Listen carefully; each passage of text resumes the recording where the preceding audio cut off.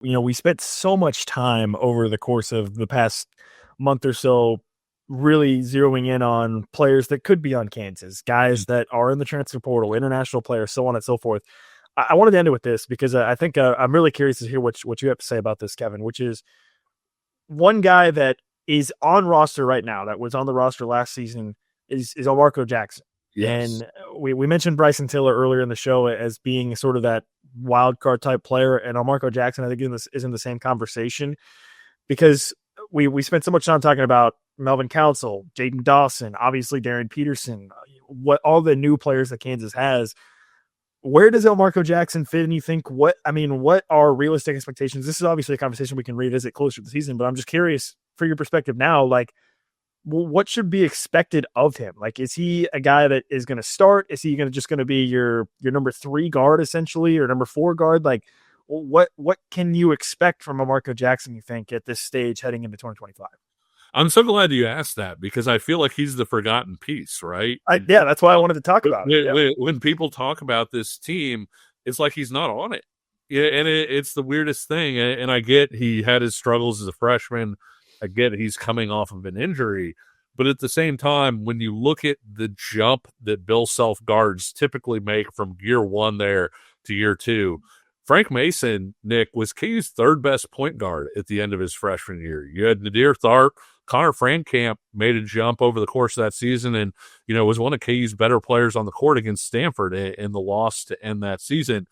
And then you had Frank Mason. He was their number 3 point guard, and he started the next year. Devontae Graham was a backup and then started the next year. And so I get that Elmarko Jackson, sat out the last year, but he's going through this offseason now. He's somebody that knows what's expected. He knows where his struggles were as a freshman. He's been through the system. He knows what's expected, all of those different things.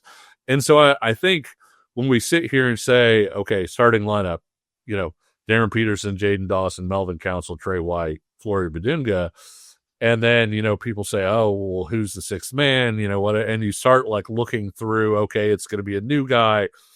I don't know that you're giving Elmarko Jackson enough credit because this is a guy who had enough athletic ability and enough for him heading into his freshman year that people thought that he was a potential first-round pick. And I'm not saying he's going to replicate that, right? Obviously, I think the odds are against him doing that. But the point is just that there's a big difference between this guy is not a factor on this team, let's not mention him, and this guy is potentially a top 10 pick. And I think that it's all upside with Elmarko. If he is coming back from the injury, things aren't right, whatever else, and so he winds up becoming a number 8 or a number 9 guy, you're kind of already, people feel like they're already kind of expecting that, right? Like that's not, that's not something that people are going to be upset about. But Elmarko was a guy, who was getting kind of rave reviews before the injury. It was, hey, this guy's refound his confidence. He's attacking. He's doing the things that kind of made him a blue chip recruit in the first place. And then he had the injury. And so I understand caution because of the freshman year. I understand caution because of the injury. But the flip side of it is Nick, if Elmarko Jackson plays anywhere near what his ability level is, that's sort of an X factor that nobody's even talking about at this point. Like somebody that might not just be a starter, but could be the type of starter who could swing a game here or there. And when you look at even what he, potentially did well, let's just say the shot doesn't come along, which I'm not there because I think the staff is pretty good at working with guys on shots, and I didn't think Elmarko's mechanics were broken, right? Sometimes guys miss shots because they're all over the place. Marcus Garrett, you look at it, he had a giant hitch in his shot, especially when he came in. The mechanics weren't bad on Elmarko's shot. He was missing shots. And so I tend to think those guys tend to improve, once they're used to the speed of the game, all of those things. But let's just go ahead and say Elmarko's not going to get better shooting it. He is a straight, whatever he was as a freshman, that's what he is shooting it. With his athleticism and his ability to defend and lock down defensively, especially with another year in the weight room, all of the things that go along with that.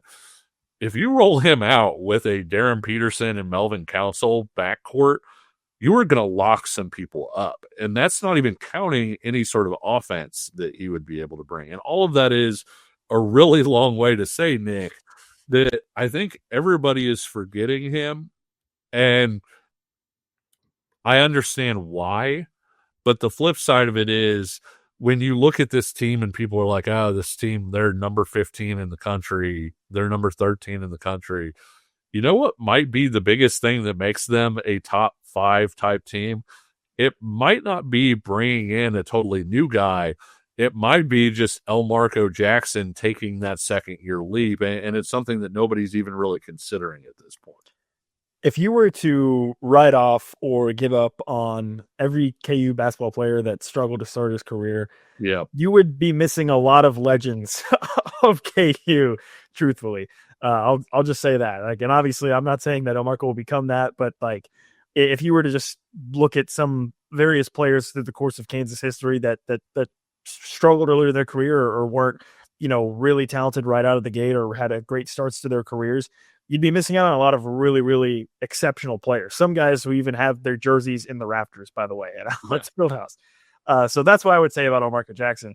And then, yes, I think to echo your point, really it just comes down to you're kind of already expecting him to be your 8th guy or whatever. Like the expectations have been reset to him so low that if he does become that, I think he'll instantly become another fan favorite, right? He'll instantly become a guy that people will really like. And so, maybe his freshman year, there was a little bit of an element of people were too high on him. There was too much pressure placed on his shoulders, right? The expectations became too high for him. But you know what? He's had now two off seasons, or he's going to have 2 off seasons to work on his game. Obviously, he had to rehab from the injury, but he's had a lot of time since then to sort of get him in the right headspace, have the game slow down for him. Bill Self says this a lot, and I think it's very true. Just stop thinking and start playing. I think Elmarko Jackson's a guy that you would love to see that happen to him as well. And yeah, he actually could end up being that X factor that's already on the team that may be the difference between Kansas being a top 15 team, like you said, or a top 5 team, which would be really, really cool to see. So, and also I think it would just be really awesome to have that incredible redemption arc storyline. Oh yeah. So I'll just be rooting for that selfishly for that purpose also. So really good conversation there to end it. Obviously Kansas still looking to add some players to their roster, but again, I wanted to bring that up because I felt it was pertinent with how much time we spent talking about new players coming to the team versus a guy that's already on the team that maybe could step up in 2025. So really enjoyed that.